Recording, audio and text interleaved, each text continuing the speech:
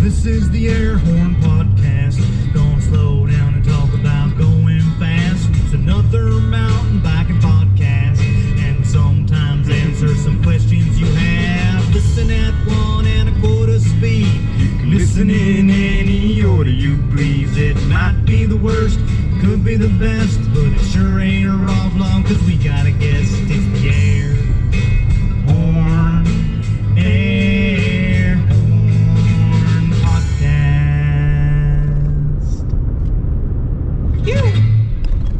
Hey, good morning and welcome to an Air Horn Podcast. So what am I doing in the truck? What's going on here? This is pretty crazy. If you're unfamiliar with the channel, this is the Air Horn channel, which is the companion channel to my MTB ALAN channel. And we are back in the truck. We are old school right now. You may have seen the raw vlog from last night or from just previous to this. And yeah, that was a raw vlog. This, in this song, it said this is not a raw vlog, and because we have a guest. Anyway, let me unpack things. What's going on here? I said in the live stream that I just did that I'm gonna be going to doing raw vlogs every other week. So what I'm thinking, the real goal there is to kind of just give me some time to reconfigure all these things. And hopefully I'll be able to like kind of figure out what I'm doing with this, with the podcasts, the live streams, all that stuff in the next couple of weeks. But I just have needed to reconfigure a lot of these things, and I couldn't take them apart while I was still doing them, so I just need a little time. So my first thoughts right now is that I might the raw vlogs might go away but only in name.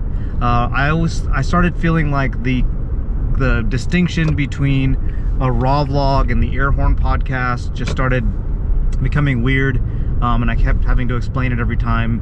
And we have the Air Horn, the MTB ALAN Air Horn channel, so I think these are just all going to be Air Horn Podcasts.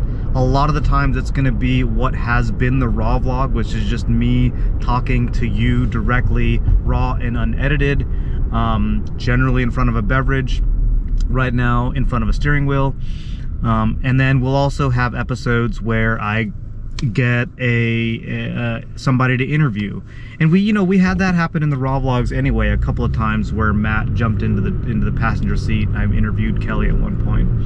So I think that's generally the direction I'm gonna go, and I'm trying to decide if I'm going to make all live streams happen on the Air Horn channel, or if I'm going to be doing some live streams on the MTB ALAN channel as well. Not really sure. Live streams are fun, really gives you crew, it gives you the opportunity to ask me questions and interact with me directly. I really appreciate that. Those are pretty fun to do. So yes, I thought I would get us back in the truck and drive down to the coffee house and do where I'm gonna do some social distancing, coffee getting, but go old school and just kind of jump back in here as a little bit of celebration as in honor of how the raw vlogs got started, since this may be the last raw vlog or the first I don't know what this is right now. I like round numbers, so, but because we just did the Air Horn Podcast live stream number 60, so maybe I'll rename that. We'll just call that a live stream, and this is the raw vlog number 60, the last raw vlog. I don't know, I'll figure out. If you can't already tell, I just trying to figure these things out as I go along. I'm not very good at planning these things. That's just how I work.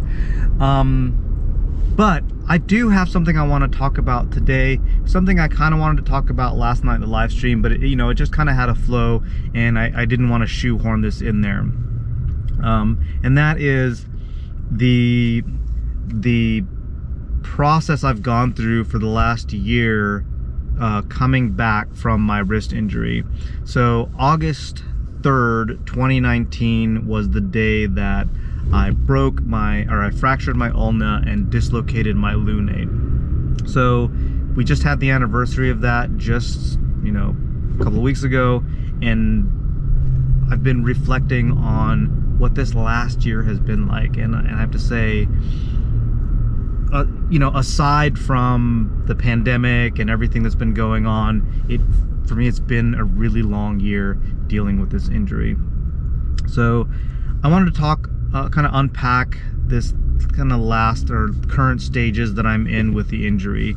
I talked previously about, you know, like not being on the bike for a really long time, and how I didn't look at that time. I tried to use that time as time to prepare to get back on the bike, and not let it be just waiting to get back on the bike. And that still, you know, that was all very true, and that kind of converted into making preparations to do stuff that I haven't done in a long time. And some of that was jumping, but a lot of that has been hitting the more gnarly stuff. Like, for instance, I haven't hit 10 ply at all this year, and I'm not that scared of that trail. There are a couple of sections that are just, you're gonna have a tendency to fall in, but the consequences in those sections aren't too bad. It's just really, really loose, and you just kind of have to have really good bike control to ride that trail well. So a DH bike also helps, I believe. So I haven't ridden 10 ply yet. I do want to get back to riding 10 ply, but there are just some things I want to do before that.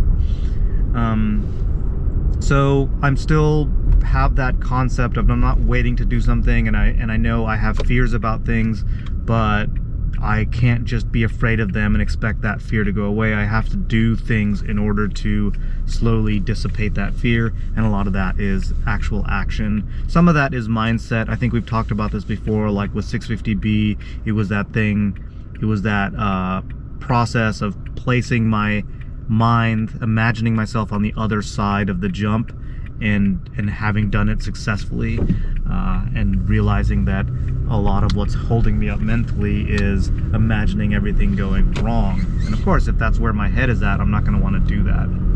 So with 10 ply, for instance, that's kind of where my head is at. My head is still in that place of, you know, getting pulled off the mountain in a gator, and so I need to get my head in a different place. So there's some features that I still want to hit on the trails that I have been riding, and I just want to be really confident.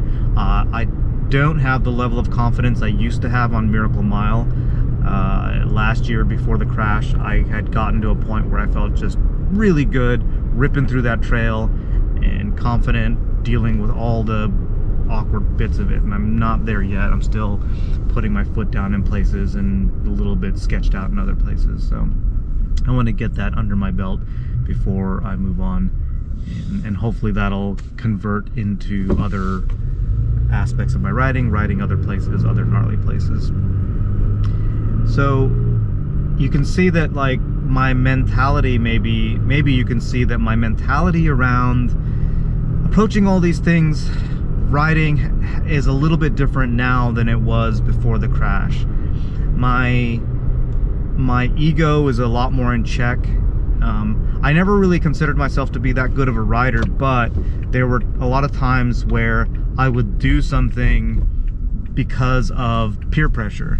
And not necessarily peer pressure that anybody would put on me, but peer pressure that I would put on myself. I guess that's like self-pressure. Maybe it's not peer pressure. I don't know what that is. But, you know, just feeling like, hey, all these other people are doing it, I should do it too, or that sort of thing. Anyway. So now I don't ride like that at all.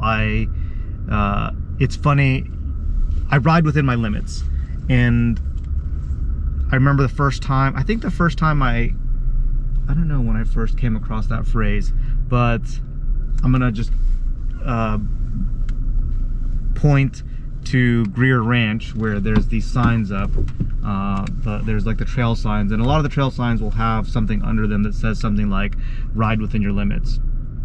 And you know, we say that all the time, but I guess for me, man, this is cheesy, but I guess I had to concentrate more on the my part, like ride within my limits. And it doesn't, and I think it's easy for us to sometimes mix up the limits of our riding buddies with our own limits.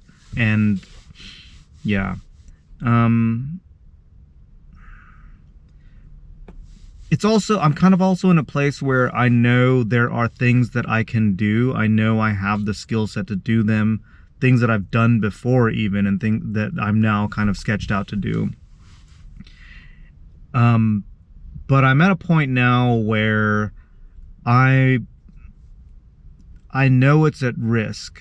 I know what's at risk when I push those limits. And that can be a long period of being not just off the bike, but a large period of time being in pain, having just a much harder, I don't want to say it's that harder life. It seems so silly to say, but not being able to wipe your butt with your dominant hand, not like flossing my teeth, like was really, I had to get those like different method to floss my teeth. I couldn't turn a sock inside out. Even after the cast was off and the pins are out, my hand was so weak and the wrist was so like unstable that trying to turn a sock inside out, I couldn't do it. And so there was this whole span of my life where I was, I was disabled for a little while, temporarily disabled. And, that's not even, we're not even talking about getting back on the bike yet. So, it's not that I like go through all that and think about all those things when I'm facing a risk, but I just know now in my bones, like literally in my bones, that there's more at risk than I used to think there was. Like when I was risking before, I didn't realize what was at stake. And so now, if I'm going up a snow summit or wherever and I'm riding and there's something that seems really rad and I feel like, wow, my confidence would go through the roof if I were to do that feature or whatever, I have to measure that. I have to balance that against, like, well, do I want to also still be able to ride next weekend and the weekend after that? And so it does mean I'm pulling my reins a bit more than I used to, and I'm trying to do that in a way that doesn't impede my progress that much, because obviously spending, what was it, from August to November, I think it was, from August to November, beginning of August to middle of November, I think. That whole period was off the bike, so obviously not progressing, and then being knocked back some, and then having to gain back, whatever progression I'd gotten in the previous several years. And I'm still not where I was at. So, risking getting knocked back that far or progressing a little bit more evenly. I know that, I look at like, Eric from BCPOV, and as far as I know, he's never like had a major injury. I don't think Yuka has either. And they're just like continually progressing. And I look at, I don't know what that means other than that I think you can progress while still being measured about the risks you take. And if anything, you have a greater chance of progressing. If you look at how much you're going to progress in 5 years without any major injuries versus having a great amount of progression in the first 3 years and then having a major injury and then being set back. So where are those two people at the end of that 5 years? I know that's just totally hypothetical, but that has been my experience, because I went all out pretty crazy early on with jumping and didn't get my skill set together and just was like sending it off of jumps, and then I crashed really bad and separated my shoulder, so that put me out for a few months, and then I had to gain all that back, and it took me a while to get my jumping confidence back. And then this with the wrist has done the same thing. So I think if I had been just generally more measured this whole time, I probably would be a lot further along in my riding now. So all these calculations. And of course, just some random thing can happen and you can get injured anytime you're on the trail. And I mean, that's true if you're just walking down the street. You can break stuff and whatnot. So those things are always there, but I can do what I can do to mitigate it. And that's just kind of how things have changed this last year, coming back from this injury, and just kind of knowing the limitations, and then being aware of the reality of my new body, my new wrist that only does so much.